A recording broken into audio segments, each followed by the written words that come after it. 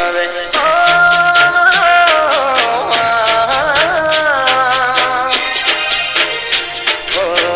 જાન તારા માટે હું જૂનો રે થઈ ગયો, જાન તારા માટે હું જૂનો રે થઈ ગયો. હવે તારે જરૂર હશે નવા યારની, હવે તારે જરૂર નથી હવે મારા પ્યારની. જાન તારા માટે હું જૂનો રે થઈ ગયો, જાન તારા માટે હું.